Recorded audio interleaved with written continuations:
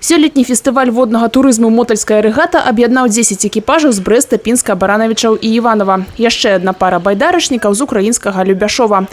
Віталь Верамчук на беларускім палесе часты госць. Ён не толькі каардынатар праекта украінска-беларускага супрацоўніцтва ад прыроднага заказніка «Прыпяць 100 год», але і арганізатар адпаведнага фестывалю экстрэмальнага воднага турызму «Палеская рэгата».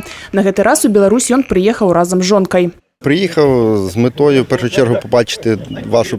Приїхав з метою, в першу чергу, убачити вашу раку Ясельда. Я чув, що вона вельми пригожая і класна. Ну і разом з тим приїхав позмагатися. Регата – це добра нагода випробувати свої сили, познайомитися з новими удзельниками і активними людьми. Сярод удзельнікаў масавага воднага змагання як бывалыя, так і новички. Конечно, первый раз были не сильно хорошие результаты, ну а дальше в прошлом году были вторыми.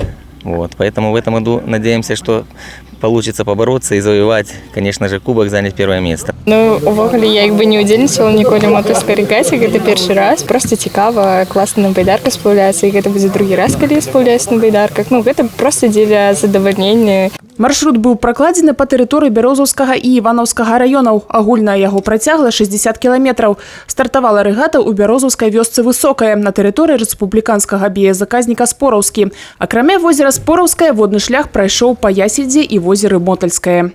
В основе нашего фестиваля лежит зеленый туризм «Недоступная Ясельда».